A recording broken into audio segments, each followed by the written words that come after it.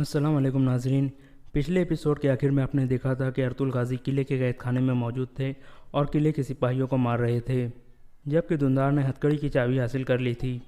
इस एपिसोड के शुरू में अर्तुल गाजी बाकी के सिपाहियों का भी खात्मा कर देते हैं और अंदर दुंदार के पास पहुंच जाते हैं। दुंदार आज़ाद हो चुका था। दुंदार कहता है, भाई आप यहाँ क्यों आए हैं, मुझे यहीं मरने देते। अर्तुल गाजी कहते हैं, तुम जानते हो कि हम अपने किसी आदमी को पीछे नहीं छोड़ते। दुंदार कहता है, मेरी वजह से इतने सिपाही शहीद हो गए हैं, मैं ज़िंदा रहने का हकदार नहीं हूँ।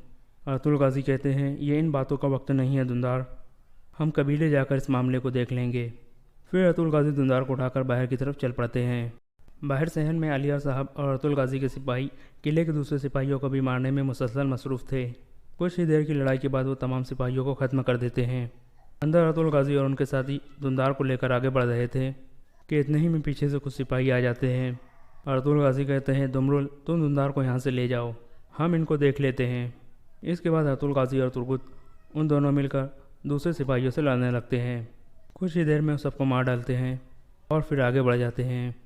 थोड़ी ही देर बाद ओराल भी कुछ सिपाहियों को लेकर कैद खाने में पहुँच जाता है, लेकिन दुंदार को गायब देखकर वो शदीद गुस्से में आ जाता है। एक सिपाही उसे बताता है कि वो लोग दुंदार को ले गए हैं। ये सुनकर वो सब बाहर की तरफ भागने लगते हैं। दूसरी यानी अर्तुल गाजी के तमाम साथी बाहर शहर में पहुँच चुके थे। अर्तुल गाजी कहते हैं, चलो उस निकासी वाले नाले की तरफ चलो। फिर सब गवर्नर के किले से बाहर की तरफ चल पड़ते हैं। थोड़ी ही देर बाद ओराल भी बाहर शहर में पहुंच जाता है, लेकिन वो सब जा चुके थे। फिर ओराल कहता है, मैं जानता हूं कि वो कहां गए होंगे, मेरे पीछे आओ। इसके बाद वो सब भी बाहर की तरफ भागते हैं।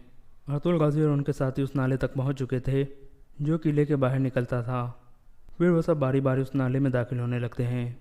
तुर्गुत अर्तुल गाजी से कहता है, अल्लाह करे कि बामसी हेलेना को वहाँ से बाहिफाजत निकाल ले, फिर हम वेसुलियस को किले में ज़िंदा दफन कर देंगे। अर्तुल गाजी कहते हैं, जब मैं अगली दफ़ा यहाँ आऊँगा तो अपना झंडा लहरा दूँगा और वेसुलियस की लाश को किले की दीवारों के साथ लटका दूँगा। इतने ही में वेसुलियस के कुछ सिपाही वहाँ आ जाते हैं। थोड़ी देर की लड़ाई के बाद सबका खात्मा हो जाता है और फिर अर्तुल गाजी और उनके साथी भी नाले में दाखिल हो जाते हैं। रास्ते में अलियार साहब कहते हैं, एक दफ़ा मैं अपने कबीले पहुँच जाऊँ, मैं अचार और उसकी बेटी का सर उतार दूंगा। अर्तुल गाजी कहते हैं, मैं उनको अपने कबीले में सज़ा देना चाहता हूँ अलियार साहब, ताकि वो दूसरों के लिए इबरत का निशान बन जाए। आप उन दोनों को और टेओ को लेकर हमारे कबीले में आ जाना। अलियार साहब कहते हैं, सही कहा आपने, चले फिर इस काम को ख़त्म करते हैं।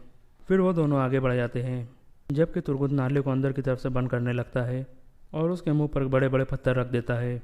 दूसरी यानी हेलेना भागने लगती है, जबकि वेसुलियस के सिपाही उसका पीछा कर रहे थे। थोड़ी ही देर बाद वो हेलेना के पास पहुंच जाते हैं और उसे चारों तरफ से घेर लेते हैं। एक सिपाही कहता है, आप हमसे क्यों भाग रही है। इतने ही में बामसी वहां पहुंच जाता है। हेलेना उसे देखकर बहुत खुश हो जाती है।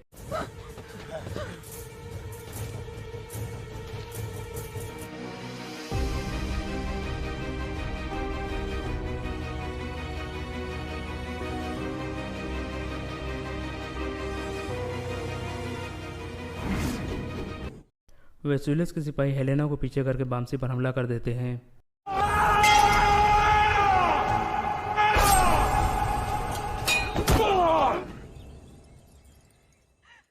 इस तरह बामसी उन सबको ख़त्म कर देता है। फिर हेलेना भागकर बामसी के गले लग जाती है और कहती है, मैं जानती थी तुम ज़रूर आओगे बामसी। इसी दौरान एक सिपाही छुपकर ये सब कुछ देख रहा था। بامسی شرماتے ہوئے ہیلینا سے کہتا ہے یہ کیا کر رہی ہیں آپ، رک جائیں۔ پھر بامسی کہتا ہے میں آپ کو کیسے ان ویسیوں کے ہاتھوں میں رہنے دے سکتا تھا۔ ہیلینا کہتی ہے میں تمہارا شکریہ ادا نہیں کر سکتی بامسی، تم نے ایک دفعہ پھر میری جان بچا لی ہے۔ اتنے ہی میں بامسی کے باقی سپاہی بھی آ جاتے ہیں۔ بامسی انہیں کہتا ہے چلو بھائیو واپس اپنے قبیلے چلتے ہیں۔ پھر وہ سب ہیلینا کو لے کر چل پڑتے ہیں۔ دوسری جانب کارا جیسر میں اورال کافی سارے سپاہیوں کو لے کر ارطغرل غازی کو ڈھونڈ رہا تھا، اور پھر وہ اس نکاسی والے نالے کے قریب پہنچ جاتا ہے اور کہتا ہے لعنت ہو وہ بھاگ گئے ہیں۔ پھر وہ سپاہیوں کو کہتا ہے فوراً ان کے پیچھے جاؤ۔ ایک سپاہی نالے کے اندر گھس جاتا ہے۔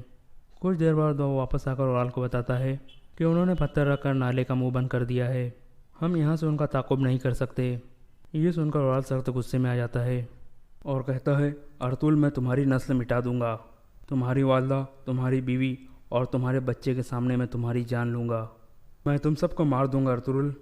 کائی قبیلے میں حائمہ خاتون مرکزی خیمے کے باہر بیٹھ کر اپنے بیٹوں کا انتظار کر رہی تھی اور اللہ سے دعا مانگتی ہے یا اللہ میرے بچوں کے لیے کام آسان کر دے اور انہیں صحیح سلامت یہاں پر پہنچا دے۔ دوسری جانب کارا جیسر میں ویسولیس واپس قلعے میں پہنچ جاتا ہے اور وہاں ہر طرف لاشیں دیکھ کر حیران و پریشان ہو جاتا ہے۔ پھر وہ شدید غصے میں کمانڈر کو آوازیں دینے لگتا ہے۔ کچھ دیر بعد ایک کمانڈر نکل کر باہر آ جاتا ہے۔ ویسولیس اس سے پوچھتا ہے کیسے ہوا یہ سب اور وہ اندر کیسے داخل ہوئے؟ کمانڈر کہتا ہے وہ ہمارے سپاہیوں کا لباس پہن کر آئے تھے جناب، ہمارے آدمی سمجھے کہ وہ نکایا سے آنے والے سپاہی ہے، انہوں نے فوجی اعزاز کے ساتھ ان کا استقبال کیا۔ ویسولیس کہتا ہے واہ، یہ وہ قلعہ ہے جو اپنے دشمنوں کو گلے لگاتا ہے اور اپنے دشمنوں کو پہچانتا ہی نہیں۔ ویسولیس اس سے پوچھتا ہے بڑا کمانڈر کہاں ہے؟ کمانڈر ایک لاش کی طرف اشارہ کر کے کہتا ہے وہ مر گئے ہیں جناب۔ ویسولیس ایک نظر اس مردہ کمانڈر کو دیکھتا ہے اور پھر اس کمانڈر کا بھی گلا کاٹ دیتا ہے۔ پھر اورال کہتا ہے ہم نے ان کا پیچھا کیا تھا لیکن وہ نکاسی والے نالے کے ذریعے بھاگنے میں کامیاب ہو گئے ہیں۔ پھر ویسولیس رونے اور چیخنے لگتا ہے۔ کائی قبیلے میں بامسی واپس پہنچ چکا تھا اور حائمہ خاتون کے پاس جا کر کہتا ہے اماں حائمہ میں آپ کے لیے ایک مہمان لایا ہوں۔ پھر وہ ہیلینا کو اندر بلاتا ہے۔ ہیلینا اندر داخل ہوتے ہوئے کہتی ہے کیا آپ اس غیر متوقع مہمان کو قبول کریں گی اماں حائمہ؟ حائمہ خاتون کہتی ہے خوش آمدید بیٹی۔ ہیلینا ان کا ہاتھ چومتی ہے۔ پھر حائمہ خاتون اسے گلے لگا لیتی ہے اور کہتی ہے تمہیں یہاں دیکھ کر مجھے بہت خوشی ہوئی بیٹی، اب تم ہمارے خاندان کا ایک حصہ ہو، اگر تم چاہو تو یہ تمہارا مستقل گھر بن سکتا ہے۔ ہیلینا کہتی ہے میرا آپ لوگوں کے علاوہ کوئی نہیں بچا اماں حائمہ، اب یہ قبیلہ میرا گھر ہے۔ یہ سن کر حائمہ خاتون مسکرانے لگتی ہے۔ کارا جیسر میں ویسولیس سخت غصے میں اپنی کرسی پر بیٹھا ہوا تھا۔ چولبن پوچھتی ہے ویسولیس میری کزن ہیلینا کہاں ہے؟ ویسولیس کہتا ہے میں نے اپنے سپاہی بھیجے ہیں، وہ جلد یہاں پہنچ جائیں گی۔ اتنے ہی میں ویسولیس کا کمانڈر ایک سپاہی کو لے کر اندر داخل ہوتا ہے اور کہتا ہے جناب یہ سپاہی آپ کو کچھ بتانا چاہتا ہے۔ پھر وہ سپاہی کہتا ہے ترکوں نے ہمارے اوپر حملہ کر دیا تھا جناب، وہ ہیلینا کو لے گئے ہیں، بلکہ ہیلینا خود اپنی مرضی سے ان کے ساتھ گئی ہے۔ یہ سن کر ویسولیس اور زیادہ غصے میں آ جاتا ہے، جبکہ چولپن اورال کی طرف دیکھ کر مسکرانے لگتی ہے۔ پھر وہ سپاہی کہتا ہے میرے علاوہ سب مر گئے ہیں جناب، میں فوراً آپ کو بتانے کے لیے یہاں آ گیا۔ ویسولیس کھڑا ہو جاتا ہے۔ سپاہی کہتا ہے خدا کے لیے مجھے مت مارے۔ ویسولیس اپنی تلوار گرا دیتا ہے اور اس سپاہی کو پکڑ کر کہتا ہے تو غدار تم تھی، شروع سے تم ہمارے ساتھ غداری کر رہی تھی۔ پھر ویسولیس کا گلا دبا کر مار دیتا ہے اور پھر نیچے لیٹ کر رونے لگتا ہے۔ دوسری جانب کائی قبیلے میں قبیلے کے ڈھول بجنے لگتے ہیں۔ ارطغرل غازی اور ان کے ساتھی واپس پہنچ چکے تھے۔ قبیلے کے لوگ ارطغرل صاحب زندہ باد کے نعرے لگانے لگتے ہیں۔ تھوڑی دیر میں حائمہ خاتون اور خواتین بھی باہر نکل آتی ہے اور ان سب کو دیکھ کر خوش ہو جاتی ہیں۔ دھندار گھوڑے سے اتر کر اپنی والدہ کے پاس آ جاتا ہے اور حائمہ خاتون اسے گلے لگا لیتی ہے۔ پھر حائمہ خاتون ارطغرل غازی سے کہتی ہیں تم نے دھندار کو صحیح سلامت لا کر مجھے بہت خوش کر دیا ہے بیٹا، اللہ کا شکر ہے کہ مجھے تم جیسا بیٹا ملا ہے۔ اتنے ہی میں بانو جیک بھی اندر سے آ جاتی ہے۔ دھندار اس کے سامنے جا کر کہتا ہے مجھے معاف کر دے باجی، مجھے معاف کر دے۔ بانو جی کہتی ہے جب دوان برف کی طرح ٹھنڈا ہو کر زمین کے نیچے دفن ہو چکا ہے تو اب میں کیسے معاف کر دوں؟ اب آپ مجھے بتاؤ دھندار صاحب، کیا وہ اپنے بچے کو کبھی دیکھ پائیں گا؟ کیا وہ دوبارہ میرے خیمے میں آ سکیں گا؟ یہ کہہ کر بانو واپس خیمے کی طرف چلی جاتی ہے اور دھندار کی آنکھوں میں آنسو آ جاتے ہیں۔ حائمہ خاتون اسے دلاسا دیتی ہے۔ پھر ارطغرل غازی سب سے مخاطب ہو کر کہتے ہیں قبیلے کے بہادر بھائیوں اور بہنوں، آپ لوگوں کا شکریہ کہ آپ نے اپنے بیٹوں اور اپنے خاوندوں کو جنگ پر بھیجا۔ ہم قبیلے کے لیے فتح لائے ہیں، لیکن ابھی بھی ہم غم میں ہیں۔ ہم تب تک نہیں رکیں گے جب تک کارا جیسر قلعے میں اپنا جھنڈا نہیں گاڑ دیتے۔ اللہ ہمارا یہ پاک مقصد پورا کرے یا ہمیں شہادت نصیب کرے۔ سب لوگ اللہ اکبر کے نعرے لگانے لگتے ہیں۔ دوسری جانب چادر قبیلے میں علیار صاحب اور کوتلجا آچار کے پاس پہنچتے ہیں۔ الیار صاحب کہتے ہیں تمہارے لیے ایک اچھی خبر ہے اچار، ہم نے دھندار صاحب کو بچا لیا ہے، اب صرف تم اور تمہاری غداری بچی ہے۔ اچار کہتا ہے میں نے کسی کے ساتھ غداری نہیں کی۔ الیار صاحب کہتے ہیں تمہاری بیٹی اعتراف کر چکی ہے، اس نے ہمیں سب کچھ بتا دیا ہے کہ کیسے تم دونوں نے مل کر یہ کھیل کھیلا اور کیسے تم نے فوراً اورال تک خبر پہنچائی۔ اچار کہتا ہے یہ جھوٹ ہے، گنیلی نے تشدد سے بچنے کے لیے ایسا کیا ہے، تم ظالم انسان ہو الیار۔ الیار صاحب کہتے ہیں کل تم مر جاؤ گے اچار۔ پھر الیار صاحب کوتلوجا کو اشارہ کرتے ہیں، کوتلوجا اچار کو مکہ مار کر بے ہوش کر دیتا ہے اور پھر الیار صاحب باہر نکل جاتے ہیں۔ کائی قبیلے میں حائمہ خاتون دھندار کے زخموں پر مرہم لگا رہی تھی اور کہتی ہیں میرے دونوں بیٹے صحیح سلامت ہے، اب میں سکون سے مر سکتی ہوں۔ پھر وہ دھندار سے کہتی ہے انہوں نے کتنا تشدد کیا ہے تمہارے اوپر بیٹا۔ دھندار کہتا ہے میں اس کا حقدار تھا والدہ، میں نے غلطی کی تھی، میری وجہ سے توان چلا گیا ہے، میں اپنی غلطی کی تلافی نہیں کر سکتا، میں نے اپنے بھائی اور بھابھی کی بات بھی نہیں سنی۔ اتنے ہی میں بامسی ہیلینا کو لے کر وہاں پر پہنچ جاتا ہے۔ ارطغرل غازی کہتے ہیں خوش آمدید ہیلینا، آپ کو دیکھ کر خوشی ہوئی۔ ہیلینا کہتی ہے آپ نے میرے لیے جو کیا اس کے لیے میں آپ کی بہت شکر گزار ہوں ارطغرل صاحب۔ ارطغرل غازی کہتے ہیں آپ ہماری امانت تھی ہیلینا، ہم آپ کو کسی ایسے شخص سے شادی نہیں کرنے دے سکتے تھے جس سے آپ نفرت کرتی ہو، اب آپ ہمیں بتائیں آپ جہاں جانا چاہو ہم آپ کو لے جا سکتے ہیں۔ ہیلینا کہتی ہے یہ قبیلہ مجھے اپنے گھر جیسا محسوس ہو رہا ہے، اگر آپ اجازت دیں تو میں یہیں رہنا چاہتی ہوں۔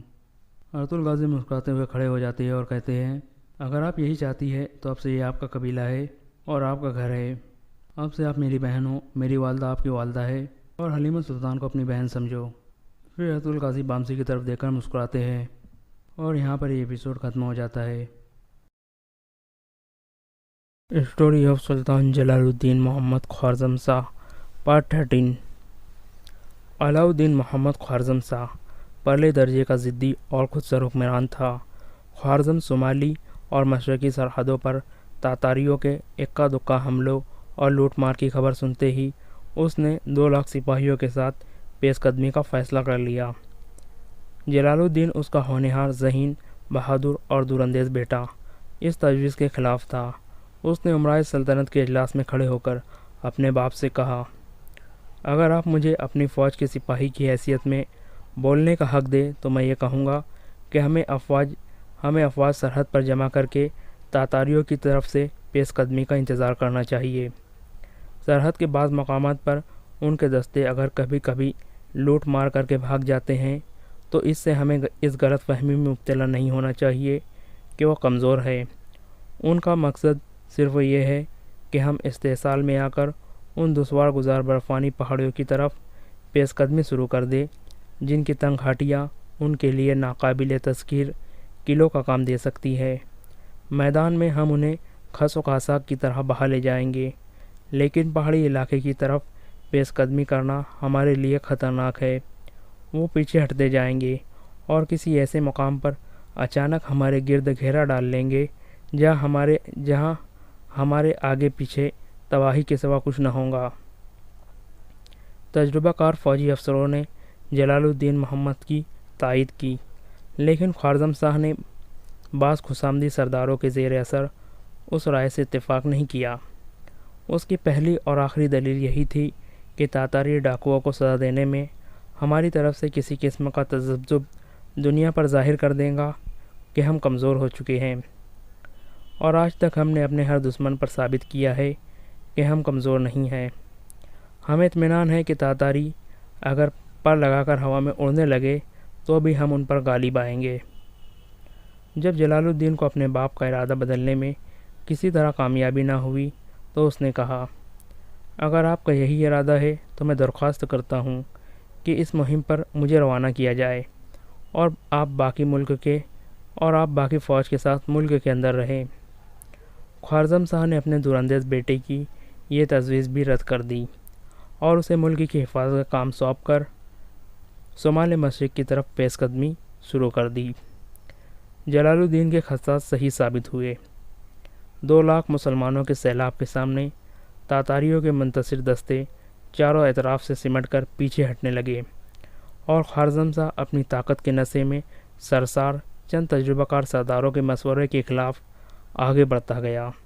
اس کا حوصلہ بڑھانے کے لیے بعض مقامات پر تاتاریوں کی افواج معمولی مزاحمت کے بعد بھاگ نکلی۔ تاتاریوں کی اس چال نے خوارزم شاہ کو خطرات سے اور زیادہ بے پرواہ کر دیا۔ ایک صبح ایک وادی میں، جس کے 3 اطراف اونچے پہاڑ اور ایک طرف گھنا جنگل تھا، خوارزم کی افواج کا تاتاریوں کے چند دستوں سے تصادم ہوا۔ تاتاری مدافعانہ جنگ لڑتے ہوئے جنگل کی طرف پیچھے ہٹتے گئے اور باقی 3 اطراف کے پہاڑیوں پر تاتاریوں کا ٹیڈی دل لشکر نمودار ہونے لگا۔ خوارزم شاہ نے اپنی غلطی کا احساس اس وقت کیا جب چاروں طرف سے تیروں کی بارش ہو رہی تھی۔ اس تنگ میدان میں ترک نیزہ بازوں کو اپنے جوہر دکھانے کا موقع نہ ملا۔ گھنے جنگل کے سوا ان کے لیے کوئی جائے پناہ نہ تھی۔ تیروں کی بارش کے علاوہ تاتاریوں کے بے شمار دستے پہاڑوں سے نیچے اتر کر خوارزم شاہ کی افواج میں تباہی مچا رہے تھے۔ اس تباہی سے بچنے کے لیے ترک افواج نے جنگل میں پناہ لینے کی کوشش کی، لیکن یہاں بھی ہر درخت کے نیچے ایک تاتاری تیر انداز موجود تھا۔ تیسرے پہر تک خوارزم کی افواج نے تاتاریوں سے تمام جنگل کو صاف کر دیا اور تاتاری پہاڑوں پر آہستہ آہستہ غائب ہونے لگے، لیکن ترکوں کے نقصانات اس قدر زیادہ تھے کہ شام کے وقت خوارزم شاہ کی فوج کے افسر میدان میں لاشیں گننے کے بجائے آدمیوں کی گنتی کر رہے تھے۔ اس تباہی کے بعد خوارزم شاہ کو اپنی رہی سہی افواج کے ساتھ آگے بڑھنے کی ہمت نہ ہوئی، اور جب وہ واپس آ رہا تھا تو اسے راستے میں خبر ملی کہ شمال کی طرف سے تاتاریوں کا لشکر فوقند کی طرف پیش قدمی کر رہا ہے۔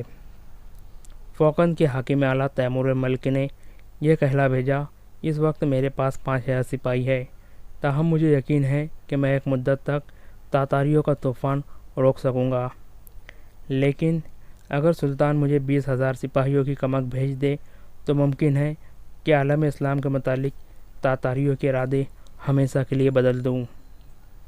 خوارزم شاہ گزشتہ جنگ میں غیر متوقع تباہی کے باعث اس قدر بدحواس ہو چکا تھا کہ اس نے غصے سے ہانپتے کانپتے ہوئے تیمور ملک کا خط پھاڑ ڈالا اور ایلچی سے کہا، اگر تیمور ملک یہ سمجھتا ہے کہ وہ ہماری نسبت زیادہ تجربہ کار ہے تو وہ بیوقوف ہے۔ لیکن بعض افسروں کے سمجھانے پر خوارزم شاہ نے تیمور ملک کو یہ پیغام بھیجا کہ میں 20,000 سپاہی بھیجنے سے پہلے یہ دیکھنا چاہتا ہوں کہ تم اپنے 5,000 سپاہیوں سے تاتاریوں کو کب تک روک سکتے ہو۔ فوقند کے قید خانے میں طاہر کو 2 مہینے گزر گئے۔ قید خانے کے داروغہ سے اس نے بار بار یہ درخواست کی کہ اسے شہر کے حاکم اعلیٰ کے سامنے پیش کیا جائے، لیکن اسے ہر بار یہ جواب ملتا کہ جب انہیں فرصت ہوگی تو وہ خود بلا لیں گے۔ طاہر نے داروغہ سے خط لکھنے کی اجازت طلب کی، لیکن اس نے جواب دیا کہ جاسوسی کے جرم میں گرفتار ہونے والوں کے لیے یہ سہولت مہیا نہیں کی جا سکتی۔ طاہر کو کسی دوسرے قیدی سے ملنے کی بھی اجازت نہ تھی۔ وہ قید خانے سے باہر کی دنیا کے تمام حالات سے بے خبر تھا۔ وہ بے قرار ہو کر دن میں کئی مرتبہ یہ سوچتا تھا کہ آخر مجھے اب تک کیوں نہیں بلایا گیا؟ قید خانے سے باہر کیا ہو رہا ہے؟ کیا تاتاریوں نے حملہ کر دیا ہے؟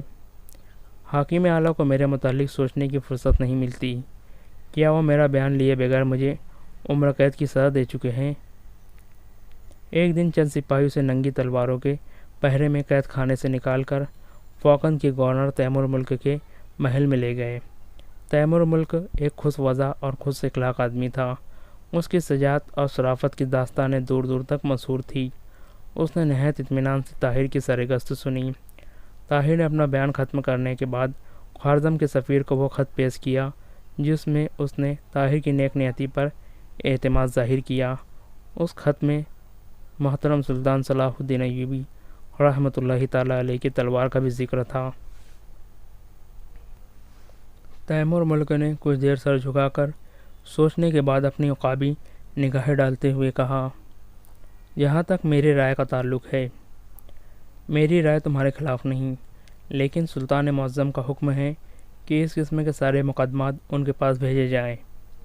تمہاری گرفتاری کی اطلاع ان تک پہنچ چکی ہے اور میں ان کے حکم کا انتظار کر رہا ہوں۔ طاہر نے کہا، مجھے قید میں 2 مہینے گزر چکے ہیں، مجھے یہ بھی نہیں معلوم کہ دنیا میں کیا ہو رہا ہے۔ میں بہت جلد بغداد پہنچنا چاہتا ہوں، وہاں کے لوگوں کو صحیح حالات سے باخبر کرنے کی ضرورت ہے۔ میرا دل گواہی دیتا ہے کہ تاتاری آپ کی سلطنت پر کسی دن اچانک حملہ کر دیں گے، اور مجھے یقین ہے کہ بغداد کی مداخلت یہ حملہ روک سکیں گی، اور اگر یہ نہ ہو سکا تو کم از کم خوارزم کی مدد کے لیے بغداد کے لوگوں کو میں منظم کر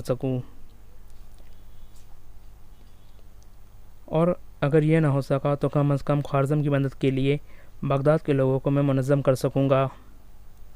مجھے صرف چند دن کی رخصت دے، میں وعدہ کرتا ہوں کہ میں بغداد کے لوگوں تک پیغام پہنچا کر آپ کے پاس حاضر ہو جاؤں گا۔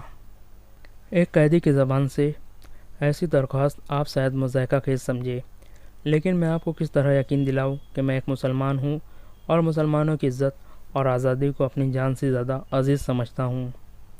خدا کے لیے میرے وعدے پر یقین کیجیے، ورنہ کم از کم مجھے فوراً خوارزم شاہ کے پاس ہی بھیج دیجیے۔ تیمور ملک نے جواب دیا، نوجوان، تاتاریوں کے ساتھ ہماری جنگ شروع ہو چکی ہے، اور اب تک شاید ہماری بدترین شکست کی خبر بغداد بھی پہنچ چکی ہو۔ ممکن ہے کہ اسلام پر کفر کی پہلی فتح کی خبر سن کر خلیفۃ المسلمین کے محل میں بھی چراغاں کیا جا چکا ہو۔ ان حالات میں یہ سمجھتا ہوں اگر تم نے ایک نیت ہو تو بغداد میں خلیفہ کا محل تمہارے لیے فوقن کے قید خانے سے زیادہ خطرناک ہوگا۔ انہوں نے تم سے جو کام لینا تھا وہ لے چکے ہیں، اب شاید وہ تمہارے زندہ رہنے کی ضرورت محسوس نہ کرے، اور سلطان معظم کے دل و دماغ پر تازہ شکست نے جو اثر کیا ہے اس کے پیش نظر میں یہ خطرہ محسوس کرتا ہوں کہ شاید وہ جاسوس کا لفظ سننے کے بعد تفصیلات میں جانا پسند نہیں کریں گے۔ شکست کی خبر سن کر طاہر ایک لمحے کے لیے سجدر رہ گیا۔ اس کی حالت اس شخص کی سی تھی جسے نیند کی حالت میں سمندر میں پھینک دیا گیا ہو۔ اس نے تھوڑی دیر کے بعد اپنے حواس پر قابو پا کر کہا، مجھے اپنی موت کی پرواہ نہیں، لیکن خدا شاہد ہے کہ میں معصوم ہوں، مجھے دھوکہ دیا گیا ہے۔ میں صرف یہ چاہتا ہوں کہ موت سے پہلے اس غلطی کا کفارہ ادا کر سکوں، اور بغداد پہنچے بغیر میں یہ کفارہ ادا نہیں کر سکتا۔ آپ کا اصلی مجرم وحید الدین سابقہ وزیر خارجہ ہے۔ اگر وہ زندہ ہے تو میں وعدہ کرتا ہوں کہ میں چند دنوں تک اس کا سر آپ کے پاس پہنچا دوں گا، ورنہ میرا سر حاضر ہوگا۔ تیمور ملک نے کہا، ہمارے اصلی مجرم خلیفہ اور وزیر اعظم ہیں، وزیر خارجہ صرف ان کا اعلی کار ہو سکتا ہے۔ اگر تم ان کا سر لانے کا وعدہ کرو تو میں شاید تمہاری آزادی کی کوئی تدبیر سوچ سکوں۔ نہیں نہیں، طاہر نے چلا کر کہا، وہ ایسے نہیں ہو سکتے، میں ان کے خلاف ایسی باتوں پر یقین نہیں کر سکتا۔ جس دن عالم اسلام کے یہ ستون اس قدر کھوکھلے ہو جائیں گے، اس دن دنیا کا کوئی خطہ ہمارے لیے محفوظ نہ ہوگا۔ کیا آپ کے خیال میں وہ اتنا نہیں سمجھتے کہ خوارزم تاتاریوں کے سیلاب کے سامنے آخری چٹان ہے، اور اگر یہ چٹان گر گئی تو بغداد بھی تباہی سے نہیں بچ سکے گا؟ تیمور ملک نے کہا، یا تو تم خود بیوقوف ہو یا تم مجھے بیوقوف سمجھتے ہو، یا تمہیں علم نہیں کہ اب تک خلیفہ کے کئی جاسوس پکڑے جا چکے ہیں؟ طاہر نے جواب دیا، ان تمام سازشوں میں وزیر خارجہ کا ہاتھ ہے۔ مجھے یقین ہے کہ خلیفہ اور وزیر اعظم کو کسی بات کا علم نہ تھا۔ تیمور ملک نے کہا، اگر تم نے ایسی ہی مستعدی سے سلطان معظم کے سامنے خلیفہ اور وزیر اعظم کی صفائی پیش کی تو مجھے یقین ہے کہ تم فوراً اپنے ساتھیوں سے جا ملو گے۔ طاہر نے جواب دیا، میں اپنی جان کے خوف سے کسی کے خلاف جھوٹی گواہی دینے کے لیے تیار نہیں۔ تیمور ملک اس کے جواب میں کچھ کہنا چاہتا تھا، لیکن ایک فوجی افسر نے اندر آ کر اطلاع کی کہ سلطان معظم کا ایلچی ملاقات کی اجازت چاہتا ہے۔ تھوڑی دیر میں ایک ترک افسر اندر داخل ہوا اور اس نے تیمور ملک کو ایک خط پیش کیا۔ تیمور ملک نے خط پڑھنے کے بعد پہلے ایلچی اور پھر طاہر کی طرف دیکھا اور انتہائی مغموم آواز میں کہا، تمہارے متعلق سلطان معظم کا حکم آ گیا ہے۔ مجھے افسوس ہے کہ اب میرے بس میں کچھ نہیں، تم یہ پڑھ سکتے ہو۔ تیمور ملک نے خط طاہر کی طرف بڑھا دیا، لیکن اس نے آگے بڑھ کر خط لینے کے بجائے کہا، اس خط کی تحریر میں آپ کے چہرے سے پڑھ سکتا ہوں، میں صرف یہ پوچھنا چاہتا ہوں کہ میں کب تک زندہ ہوں؟ کل تک۔ تیمور ملک نے یہ کہہ کر سر جھکا لیا۔ طاہر کے چہرے پر ایک دردناک مسکراہٹ نمودار ہوئی۔ تیمور ملک نے تھوڑی دیر بعد گردن اوپر اٹھائی۔ وہ مجھ سے کچھ نہ کہہ سکا، لیکن اس کی نگاہیں یہ کہہ رہی تھی، نوجوان، مجھے تمہارے ساتھ ہمدردی ہے، لیکن میں بے بس ہوں۔ طاہر نے کہا، اگر یہ فیصلہ آخری ہے تو کیا میں ایک باعزت موت کی توقع رکھ سکتا ہوں؟ تیمور ملک نے جواب دیا، سلطان معظم کا حکم ہے کہ تمہیں لوگوں کے سامنے پھانسی پر لٹکا دیا جائے۔ تیمور ملک کوئی اور بات کیے بغیر اٹھ کر محل کے دوسرے کمرے میں چلا گیا۔ طاہر کو ننگی تلواروں کے سائے میں محل سے باہر نکالا گیا۔ دروازے کی سیڑھیوں کے نیچے لوگوں کا ایک ہجوم کھڑا تھا۔ لوگ طاہر کو دیکھتے ہی انتقامی جذبے کے تحت نعرے لگانے لگے، قوم کا غدار، خلیفہ کا جاسوس، دشمن اسلام، پکڑ لو، مار ڈالو۔ سپاہی ہجوم کا استحصال دیکھ کر دروازے میں رک گئے۔ ہجوم میں سے چند نوجوان نکل کر سیڑھیوں پر چڑھنے لگے، لیکن سپاہیوں نے انہیں تلواروں اور نیزوں سے ڈرا دھمکا کر روک دیا۔ تاہم ہجوم کا استحصال ہر لحظہ بڑھ رہا تھا۔ کسی نے پتھر پھینکا، لیکن یہ پتھر سپاہی کو لگنے کی بجائے ایک سپاہی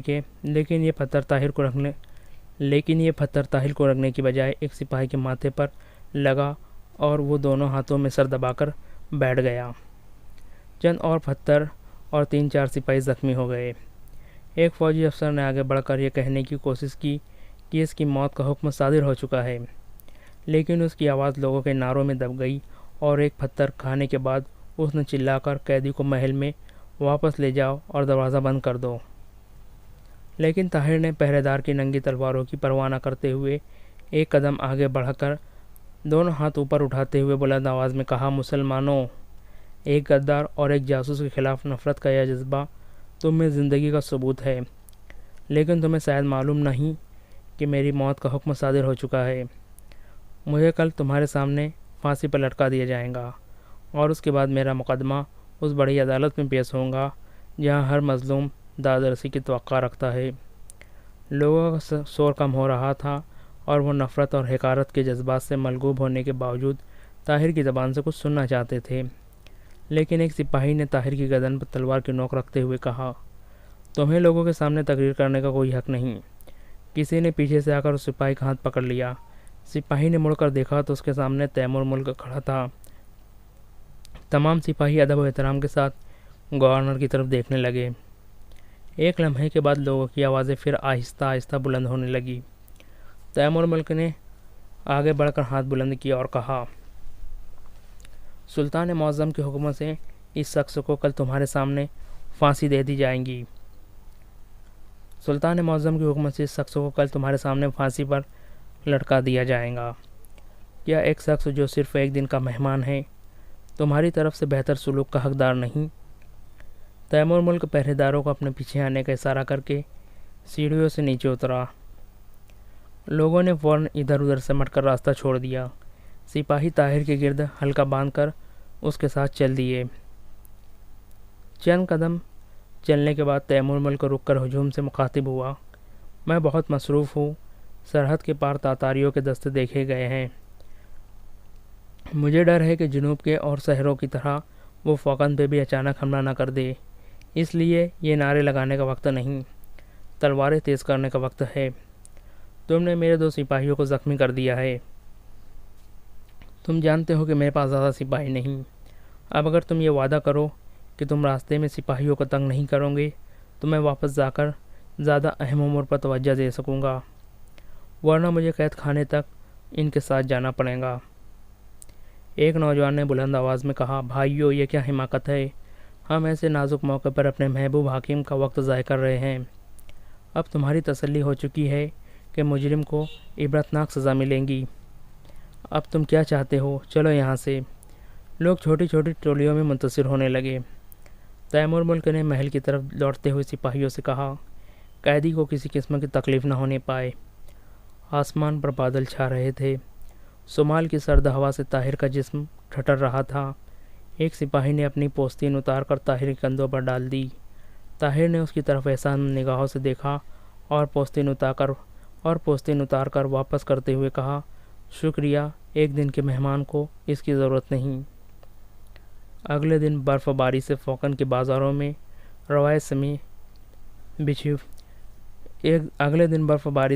بازاروں میں ردائیں سفید بچھی ہوئی تھیں۔ طاہر قید خانے سے باہر ایک چبوترے کے اوپر کھڑا تھا۔ اس کے ہاتھ پیچھے کی طرف مضبوط رسی سے جکڑے ہوئے تھے۔ اس سے 2 قدم آگے پھانسی کا پھندا لٹک رہا تھا۔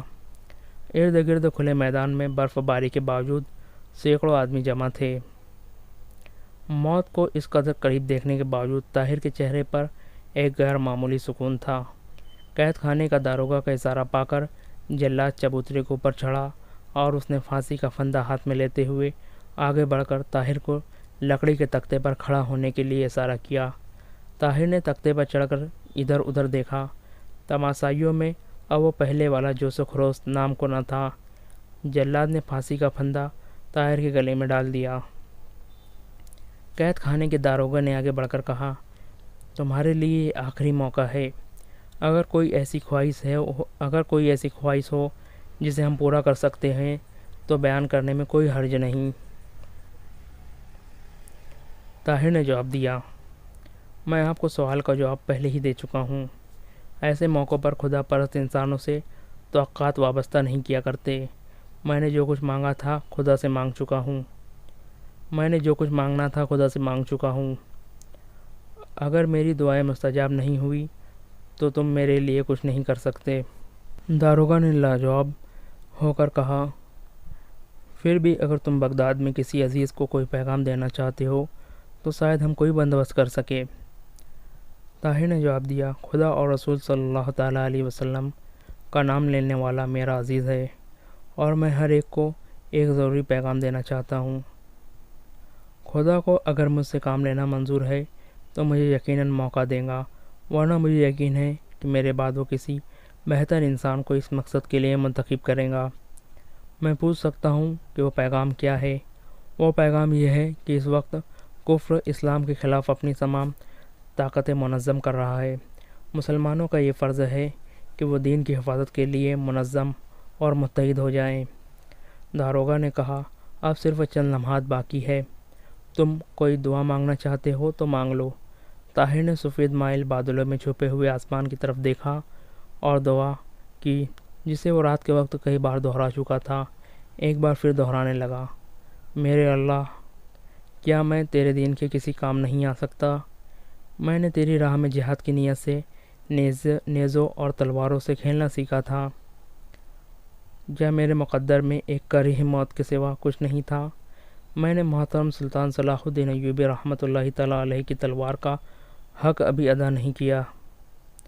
میرے مولا، انسانوں کے غلط فیصلے منسوخ کرنا تیری قدرت سے بعید نہیں۔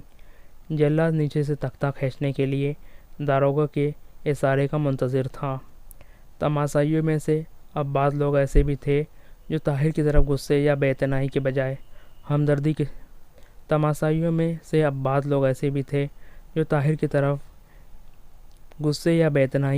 ہمدردی کے ساتھ دیکھ رہے تھے۔ اچانک شہر کی طرف سے لوگوں کی چیخ و پکار سنائی دی۔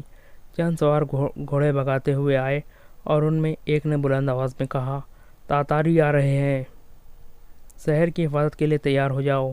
اس اعلان نے ایک لمحہ کے لیے لوگوں کو محبوس سا کر دیا اور دوسرے لمحے وہ تاتاری آ رہے ہیں، تاتاری آ گئے کہتے ہوئے اپنے گھروں کا رخ کر رہے تھے۔ تھوڑی دیر بعد جب داروغہ کے حواس درست ہوئے اور اسے اپنے فرض کا دوبارہ خیال آیا تو میدان خالی ہو چکا تھا۔ اس نے ایک لمحے کے تجزب کے بعد جلاد کو تختہ کھینچنے کا اشارہ کیا تو ایک طرف سے کسی نے بارعب آواز میں کہا، ٹھہرو۔ تیمور ملک کی آواز پہچان کر داروغہ نے پیچھے مڑ کر دیکھا۔ تیمور ملک گھوڑے پر سوار تھا اور اس کے ساتھ چند اور سپاہی بھی تھے۔ وہ چبوترے کے قریب پہنچ کر گھوڑے سے اترا اور چبوترے پر چڑھ کر طاہر کی گردن سے پھندا اتارنے کے بعد اپنے خنجر سے طاہر کے ہاتھوں کی رسیاں کاٹ ڈالی۔ طاہر نے جلدی سے سوال کیا، تاتاری کتنی دور ہے؟ تیمور ملک نے جواب دیا، کوئی 10 کوس کے فاصلے پر۔ تمہارے پاس شہر سے نکل جانے کے لیے کافی وقت ہے۔ کہاں جانے کے لیے؟ طاہر نے اطمینان سوال کیا۔ بغداد کی طرف۔ تم بغداد ہی جانا چاہتے تھے نا؟ نہیں، اب بغداد کی نسبت یہاں زیادہ کام ہے۔ بہت اچھا، تم میرے ساتھ چلو۔ تیمور ملک نے یہ کہہ کر ایک سپاہی کو اپنا گھوڑا اور تلوار طاہر کے سپرد کرنے کا حکم دیا۔ خوارزم شاہ کی پہلی شکست کے بعد سرحد کے اور بہت سے شہروں کی طرح فوقن کی آبادی کا بہت سا حصہ مغرب کے شہروں کی طرف ہجرت کر چکا تھا۔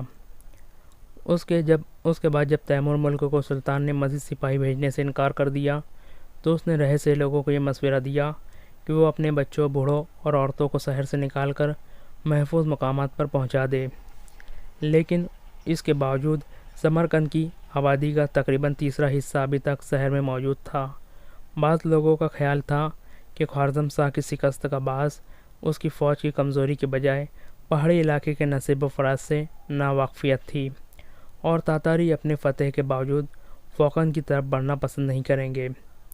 لیکن تاتاریوں کی سرحد عبور کرنے کی خبر سے شہر کے لوگوں میں افراتفری پھیل گئی، اور وہ اپنی عورتوں اور بچوں کو ساتھ لے کر برف باری کے طوفان کے باوجود ادھر ادھر بھاگنے لگے۔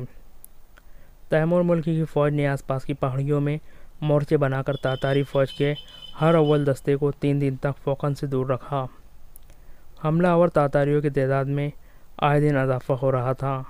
ان 3 دن کے معرکوں میں تیمور ملک کے جاوازوں نے جان توڑ حملوں سے کئی دفعہ تاتاریوں کو پیچھے ڈھکیلا، لیکن ان کی کثرت کے سامنے اس کی کوئی پیش نہ گئی۔ چوتھے روز جب تیمور ملک کے ساتھ صرف 1000 جانثار رہ گئے، اسے جاسوسوں نے خبر دی کہ چنگیز خان کا بیٹا روچی سپاہیوں کی ایک بہت بڑی تعداد کے ساتھ پیش قدمی کر رہا ہے۔ اب ملک کی آخری جائے پناہ دریا کے درمیان ایک ٹاپو تھا، جس کی حفاظت کے انتظامات وہ کئی ماہ پیشتر کر چکا تھا۔ کسی زمانے میں فوقن کے حکمران اور اونچے طبقے کے لوگ اسی ٹاپو میں رہتے تھے۔ قدیم قلعہ اور چند اجڑی ہوئی عمارات اب تک موجود تھی۔ تیمور ملک نے رات کے وقت اپنی فوج اور شہر کے رہے سہے باشندوں کو، جو اس کے ساتھ جینا اور مرنا قبول کر چکے تھے، کشتیوں کے ذریعے اس ٹاپو پر اتار دیا، اور چند سواروں کو خوارزم کے پاس کمک بھیجنے کی آخری درخواست کے ساتھ روانہ کر دیا۔ ٹاپو کے قریب دریا کا پاٹ اس قدر چوڑا تھا کہ دونوں کناروں سے حملہ آوروں کے کمان سے نکلے ہوئے تیر مشکل سے یہاں تک پہنچ سکتے تھے۔ تیمور ملک نے چند ماہ کے لیے سامان رسد بھی اس ٹاپو پر جمع کر رکھا تھا۔ زوچی نے یہ محسوس کرتے ہوئے کہ یہ ٹاپو جلد فتح نہیں ہو سکے گا، یہ مہم اپنے ایک نائب کو سپرد کر دی، اور آدھی فوج اس کی قیادت میں دے کر خود باقی فوج کے ساتھ جنوب مغرب کا رخ کر لیا۔ تاتاریک اور بوجوار کی تمام آبادیوں کے باشندوں کو بھیڑ بکریوں کی طرح ہانک کر لے آئے، اور انہیں دریا کے کنارے سے ٹاپو کے سرے تک پتھروں سے راستہ بنانے کے کام پر لگا دیا۔ ہزاروں بچے، بوڑھے، عورتیں اور مرد تاتاریوں کی ننگی تلواروں کے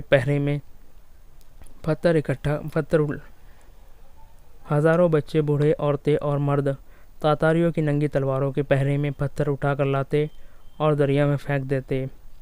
دریا کے کنارے سے پتھروں کا یہ راستہ آہستہ آہستہ ٹاپو کی طرف بڑھنے لگا۔ تیمور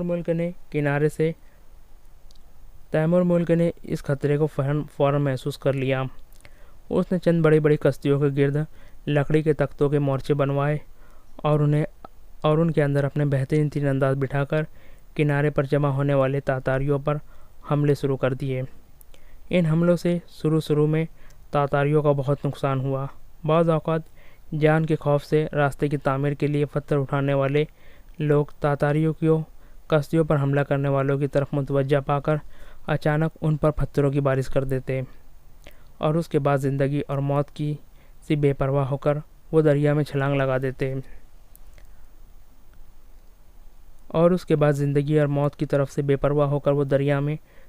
لگا دیتے۔ کسی کی جان حملہ آوروں کی کشتیوں کے باعث بچ جاتی اور کوئی تیر کر جزیرے تک جہاں پہنچتا، لیکن اکثر دریا کی موجوں یا تاتاریوں کے تیروں کا شکار ہو جاتے۔ ان مشکلات پر قابو پانے کے لیے تاتاری کشتیوں کے خلاف منجنیق استعمال کرنے لگے۔ منجنیق سے پتھروں کی بجائے وہ کھولتے ہوئے تیل یا جلتی ہوئی گندھک کی ہانڈیاں پھینکتے اور کشتیوں کو آگ لگا دیتے۔ تیمور ملک نے اس نئے حربے کا مقابلہ کرنے کے لیے کشتیوں پر چھتیں ڈلوا دی اور ان کے اوپر مٹی کا پلستر کرا دیا، اور اندر بیٹھنے والے تیر اندازوں کے لیے چھوٹے چھوٹے سوراخ چھوڑ دیے۔ لیکن مدافعت کی ان تمام کوششوں کے باوجود تاتاریوں کے بے شمار فوج کے سامنے تیمور ملک کی کوئی پیش گشت نہ تھی، اور دریا کے کنارے سے ٹاپو کی طرف راستہ بڑھتا گیا۔ علاؤالدین محمد خوارزم شاہ تاتاریوں سے پہلی شکست کے بعد اس قدر بددل ہو چکا تھا کہ اس نے تیمور ملک کے متعدد پیغامات کے باوجود کوئی کمک نہ بھیجی، بلکہ اسے یہ حکم دیا کہ وہ ٹاپو کی مدافعت کا خیال چھوڑ کر اس سے آ ملے۔ لیکن تیمور ملک کی غیرت نے اپنے ساتھیوں کو مصیبت میں چھوڑنا گوارا نہ کیا۔ جب راستہ ٹاپو کے اس قدر قریب پہنچ گیا کہ تاتاری ٹاپو کے مورچوں پر منجنیق سے اور پتھر اور آتش گیر مادہ پھینک سکتے تھے تو تیمور ملک کے لیے ٹاپو خالی کرنے کے سوا کوئی چارہ نہ رہ گیا۔ ایک شام تیمور ملک نے اپنے ساتھیوں کو جزیرہ خالی کرنے کا حکم دیا۔ رات کے وقت آسمان پر بادل چھا رہے تھے۔ تیمور ملک کے تمام ساتھی کشتیوں کے بیڑے پر سوار ہو کر زیادہ دور نہیں گئے تھے کہ بارش شروع ہو گئی۔ تیمور ملک نے بادلوں کے باعث رات کی بڑھتی ہوئی تاریکی کو اپنے لیے تائید غیبی سمجھا تھا، لیکن بارش ہونے کے بعد جب بجلی بھی چمکنے لگی تو اسے یہ خدشہ محسوس ہونے لگا کہ اگر کنارے کی چوکیوں کے تاتاری باخبر ہو گئے تو اسے بہت بڑی تباہی کا سامنا کرنا پڑے گا۔ آدھی رات کے بعد اسے معلوم ہوا کہ اس کا خدشہ غلط نہ تھا۔ بجلی کی چمک میں اسے دونوں کناروں پر تاتاری سواروں کے دستے دکھائی دیے۔ تھوڑی دور آگے جا کر ان کے ہمراہ پیادہ سپاہیوں کی اچھی خاصی تعداد دکھائی دی۔ تیمور ملک کی کشتی پر اس کی فوج کے چیدہ افسر سوار تھے۔ اس نے ان کا مشورہ طلب کیا۔ سب کی متفقہ رائے یہ تھی کہ گھنے جنگل میں پہنچ کر کشتیاں کنارے لگا دی جائے۔ تاریکی میں اگر تاتاریوں سے مقابلہ ہوا بھی تو بعض آدمیوں کو چھپ چھپا کر ادھر ادھر بھاگ جانے کا موقع مل جائے گا۔ تیمور ملک نے سب کی رائے سننے کے بعد کہا، طاہر اب تک خاموش ہے، میں اس کی رائے سننا چاہتا ہوں۔ کشتی کے کونے سے جواب ملا، میرے خیال میں ہمارے لیے دو ہی راستے ہیں۔ پہلا یہ کہ ہم کنارے پر کسی جگہ پاؤں جما کر آخری دم تک لڑیں۔ جنگل ہو یا میدان، یہ تمام تر علاقہ تاتاریوں سے بھرا پڑا ہے اور ہمارے لیے بھاگنے کے راستے بہت کم ہوں گے۔ ایسی صورت میں اگر ایک جان کے بدلے دو نہیں تو ایک جان لینے کا قائل ہوں۔ اگر کسی ایک جگہ دریا کنارے اترنے کے بعد ادھر ادھر بھاگتے ہوئے دشمن کے تیروں کا شکار ہونا ہے تو بہتر یہی ہے کہ ہم ان کے تیر پیٹھ پر کھانے کے بجائے سینے پر کھائیں۔ دوسرا راستہ یہ ہے کہ ہر ایک یا آدھا کوس پر ایک کشتی پیچھے چھوڑ دی جائے اور جب دوسری کشتی آگے آ جائے تو اس کے سوار اترتے جائیں اور خالی کشتی کو پانی میں ڈھکیلتے جائیں۔ تاتاری یقیناً باقی بیڑے کے ساتھ چلتے رہیں گے اور پیچھے رہنے والی کشتیوں کے سواروں کو جان بچانے کا موقع مل جائے گا۔ تعقب کرنے والوں کو غلط فہمی میں مبتلا رکھنے کے لیے ہم بیڑے پر بجلی کی روشنی میں تیر چلاتے رہیں گے۔ اس صورت میں طلوع سحر تک ہمیں ادھر ادھر بھاگنے کا وقت مل جائے گا۔ آخری چند آدمیوں کو شاید اپنی کشتیاں کنارے تک لگانے کا وقت نہ ملے، اس لیے ضروری ہے کہ وہ بہترین تیراک ہوں۔ طاہر کی دوسری تجویز کے ساتھ سب نے اتفاق کیا، لیکن تیمور ملک نے یہ خدشہ ظاہر کیا کہ خالی کشتیاں جب دریا میں دھکیلی جائیں گی تو یہ ممکن نہیں کہ وہ باقی بیڑے کی طرح منجھدار میں چلتی رہے۔ بیڑے کی تعداد برقرار رکھنے کے لیے اسے بیڑے کے ساتھ شامل رکھنا ضروری ہے۔ اس مقصد کے لیے باقی بیڑے کی رفتار کم کی جا سکتی ہے، لیکن یہ بھی ضروری ہے کہ وہ کنارے سے دور رہے، اور کشتی خالی ہونے کی صورت میں یہ دونوں باتیں مشکل ہے۔ تھوڑی دیر کی بحث کے بعد یہ طے ہوا کہ ہر کشتی پر ایک رضاکار ایسا ہو جو تیرنا جانتا ہو اور جو سواریوں کو کنارے پر اتار کر خالی کشتی لے آئے۔ بارش تھم چکی تھی۔ بادلوں کی پھٹی ہوئی سیاہ چادر میں سے کہیں کہیں ستارے جھانک رہے تھے۔ ایک گھنے جنگل میں پہنچ کر پہلی کشتی کو پیچھے چھوڑ دیا گیا اور تھوڑی دیر کے بعد جب یہ کشتی اپنی سواریوں کو کنارے پر چھوڑ کر بیڑے سے آ ملی اور اس میں سوار ہونے والے رضاکار نے اپنے ساتھیوں سے بچ نکلنے کا یقین دلایا تو دوسری کشتی پیچھے چھوڑ